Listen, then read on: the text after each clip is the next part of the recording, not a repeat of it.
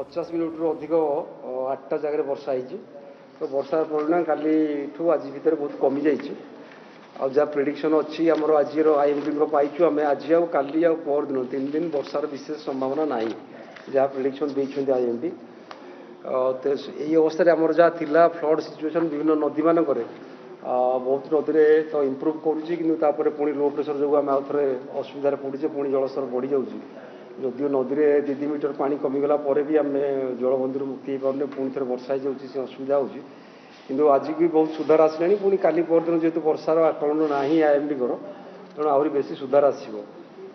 ମୁଁ ଏଥିରେ ପ୍ରଥମ କଥା କହିବାକୁ ଚାହିଁବି, ଆମେ ଯେଉଁ ପାଇଥିଲେ ତେଲ ବେସିନ୍ର କଳାହାଣ୍ଡି ଜିଲ୍ଲାରେ ଆଉ କୋରାପୁଟ, ରାୟଗଡ଼ା, ଗଜପତି ଜିଲ୍ଲାରେ ବହୁତ ବର୍ଷା ପରଦିନ, ତାର ପ୍ରଭାବରେ ଆମେ କିଛି ଅଧିକ ପାଣି ମହାନଦୀରେ ପାଇବା ତେଲ ବେସିନ୍ରୁ।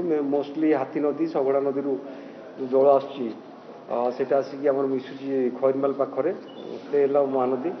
ତା ଛଡ଼ା ଆମର ଉପରମୁଣ୍ଡରେ ଯେଉଁ ଛତିଶଗଡ଼ରେ ବର୍ଷା ହେଇଥିଲା କାଲି ଆଉ ପରଦିନ, ତା ପ୍ରଭାବରେ ମଧ୍ୟ ହୀରାକୁଦ ଭିତରକୁ ଅଧିକ ଜଳ ପ୍ରବେଶ କରିବା ଆରମ୍ଭ କରିଥିଲା। ତ କାଲିଠୁ ଆମେ ହୀରାକୁଦରେ ଟୋଟାଲ୍ 16ଟା ଗେଟ୍ ଖୋଲା ରଖିଛୁ।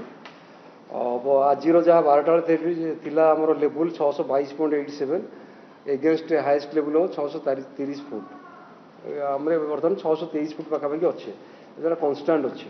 ବର୍ତ୍ତମାନ ସେଠି ଇନଫ୍ଲୋ ହେଉଛି ରିଜର୍ଭ ଭିତରକୁ 2,90,000 କ୍ୟୁସେକ୍ସ, ଆଉ ସମାନ ପରିମାଣର ଜଳ ତଳକୁ ଛଡ଼ାଯାଉଛି। ତ ତାର ଯେଉଁ 16ଟା ଗେଟ୍ ଖୋଲା ହେଲା, ଆଉ ଯେଉଁ ତେଲ ବେସିନ୍ର ଅଛି ବର୍ଷା, ତାକୁ ଆମେ ଆକଳନ କରିକି ଯାହା ଦେଖୁଛୁ, କାଲି ସନ୍ଧ୍ୟା ସୁଦ୍ଧା ଆମେ ଗୋଟେ ମୁଣ୍ଡଳିରେ ପାଇବା ପିକ୍ ଫ୍ଲଡ୍ ପାଖାପାଖି 6 ଲକ୍ଷ କି 6,50,000 କ୍ୟୁସେକ୍ସ। ତେଣୁ ଆମେ ଏଇ ଯେଉଁ ସିଜିନ୍ ବର୍ତ୍ତମାନ ଆମେ ଯେଉଁ ଅଛେ ମନସୁନ୍ରେ, ଯେଉଁ ମୌସୁମୀ ଋତୁରେ ଅଛେ, ୟା ପୂର୍ବରୁ ଆମେ ମୁଣ୍ଡଳିରେ ଗୋଟେ ଥର ପାଇଥିଲେ 28/7/26 ତାରିଖରେ 6,70,000 କ୍ୟୁସେକ୍ସ।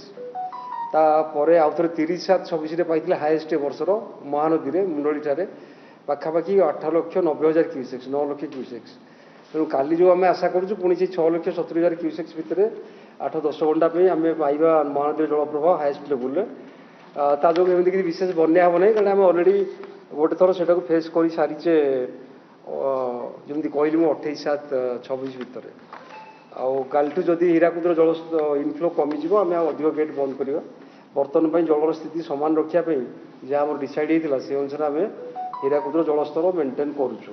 ଏଇଟା ହେଲା ହୀରାକୁଦ ପାଇଁ ଆଜି ପାଇଁ ଟିକେ ଗୁରୁତ୍ୱପୂର୍ଣ୍ଣ କଥା, ଯେହେତୁ ଆମେ ତେଲ ବେସିନ୍ର ବର୍ଷା ଏବଂ ହୀରାକୁଦର ଅପଷ୍ଟ୍ରିମ୍ ବର୍ଷାକୁ କନସିଡର କରିକି କିଛି ଜଳ ପ୍ରବାହକୁ ଆଲାଉ କରୁଛେ ମହାନଦୀରେ। ୱିଦିନ୍ ଆମର ଯେତିକି ବନ୍ୟା ନ ହେବା ଭଳି ସ୍ଥିତିକୁ କଣ୍ଟ୍ରୋଲ କରିକି, ଯାହା ନିୟନ୍ତ୍ରଣ କରିକି ପାଣି ପ୍ରବାହ ନିୟନ୍ତ୍ରଣ କରିକି ଛାଡ଼ିଛୁ। ତାପରେ ଆସିବା ମୋଷ୍ଟଲି ଆଫେକ୍ଟେଡ୍ ଯେଉଁ 3ଟା ନଦୀ ଆମର ଥିଲା, ବୈତରଣୀ ହେଉ, ବ୍ରାହ୍ମଣୀ ହେଉ, ଶାଳନ୍ଦୀ ହେଉ, ସୁବର୍ଣ୍ଣରେଖା ହେଉ, ସେସବୁର ସ୍ଥିତି ସୁଧାର ଆସିଛି। ବୈତରଣୀ କଥା ମୁଁ କହିବି, ଆମେ ସେଠି ଯେମିତି ଆଖୁଆପଦାରେ ସବୁବେଳେ ଲେବୁଲ୍ ନିଏ, କାଲି ସେଠୁ ଲେବୁଲ୍ ଟିକେ ବଢ଼ିଯାଇଥିଲା, କାରଣ ଆମର ସେଇ ଏରିଆରେ ବର୍ଷା ହେଇଥିଲା ମଝିରେ କେଉଁଝରରେ ପରଦିନ ଆଉ ଗତକାଲି ବି। ତାର ଯେଉଁ କ୍ୟାଚମେଣ୍ଟ ରହୁଛି ଉପରେ, ସେଠୁ କିଛି ବର୍ଷା ଆସିଥିଲା। ତ ତା ପ୍ରଭାବରେ କାଲି ବଢ଼ିଥିଲା ପାଖାପାଖି 18.67 ଯାଏ ରାତିରେ ପଳେଇଥିଲା। ସେଟା ବି କମିକି 18.14 ମିଟର ଅଛି ଆଖୁଆପଦାରେ, ଯେଉଁଠିକି ଆମର ଡେଞ୍ଜର ଲେବୁଲ୍ 18.33। ତ ଯଦିଓ ଡେଞ୍ଜର ଲେବୁଲ୍ ତଳେ ଜଳପ୍ରବାହ ରହିଛି ବୈତରଣୀରେ ଆଖୁଆପଦାଠାରେ, କିନ୍ତୁ ସେଠି ଏଇଟା କଣ୍ଟିନ୍ୟୁ କରିବ, କାରଣ ଶୀଘ୍ର ଆମେ ଦେଖୁନେ ସେ ନଦୀରେ ଶୀଘ୍ର ଜଳସ୍ତର ଖସିବାର ଟିକେ ଟାଇମ୍ ଲାଗୁଛି। ସେମିତି ଆମର ଆନନ୍ଦପୁର ବ୍ୟାରେଜ୍ରୁ ବି ବହୁତ କଣ୍ଟ୍ରୋଲ ହେଇଯାଇଛି ଆମର ରିଲିଜ୍। ଆମେ 2ଟା ଫ୍ଲଡ୍ ହେଭି ପାଇଥିଲେ ବୈତରଣୀରେ, ବିକଜ୍ ଅଫ୍ ଆମେ ବହୁତ ଉପରପଟରୁ ବର୍ଷା ପାଇଥିଲେ। ଥରେ 10,000 କ୍ୟୁଏକ୍ସ ପଳେଇଥିଲା, ଥରେ 6,600 କ୍ୟୁଏକ୍ସ ପଳେଇଥିଲା। ବର୍ତ୍ତମାନ ସେଠି 1,986 ପାଖାପାଖି 2,000 କ୍ୟୁଏକ୍ସ ଜଳପ୍ରବାହ କରୁଛି ଆନନ୍ଦପୁର ବ୍ୟାରେଜ୍ରୁ ତଳକୁ। ସେଟା ପାଇଁ ବନ୍ୟା ଜେନେରାଲି ହେବା କଥା ନୁହେଁ କି ହେବ ନାହିଁ।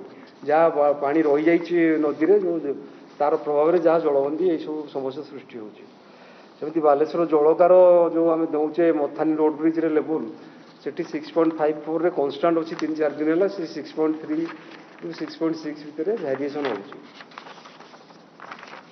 ତାପରେ ଆମେ ଆସିବା ଯେଉଁ ବଂଶଧାରା, ଯେଉଁ ତାର କ୍ୟାଚମେଣ୍ଟରେ ଯେଉଁ ବର୍ଷା ହେଇଥିଲା ମୁଁ କହୁଥିଲି ପରଦିନ, ଆମର ଗଜପତି, ରାୟଗଡ଼ା ଆଉ ପାର୍ଟ ଅଫ୍ କୋରାପୁଟ, ଆଉ ଆମର ମାଲକାନଗିରି, କଳାହାଣ୍ଡି, ସେଠି ଜଳପ୍ରବାହ ବହୁତ କମିଗଲାଣି କାଲିଠୁ। ସବୁ ଜାଗାରେ ଯେମିତି ଗୁଡାରୀ, ଗୁଣୁପୁର, କାଶୀନଗର, ସେଠି ସବୁ ଆମର ବିପଦ ସୀମା ତଳେ ବର୍ତ୍ତମାନ ଜଳପ୍ରବାହ ହେଉଛି। ଏଠି କିଛି ଅସୁବିଧା ନାହିଁ, କାରଣ ସେଟା ଆମର ଇଏର ଉପରମୁଣ୍ଡରେ ଆମେ ରହୁଛେ ଓଡ଼ିଶା।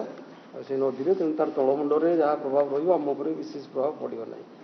तापर आम ब्राह्मणी बेसिन कति जो देखा ब्राह्मणी आम चेष्टा करुचु रेंगाली डैम को नियंत्रण रखी जमी डेंजर लेवल तले सब पानी रही आम नियंत्रित कर पानी तौक छाड़ुचु। तो आज जहाँ आम देखा जदि रेंगाली रिजर्भर कथा से 122.5 आम कन्स्टाट रखी लेवल जी जल प्रवाह आसापाखी से जल प्रवाह तौक छाड़ू कारण तार लेवल हूँ 123.5 जोटा आम FRL बोली कहूँ।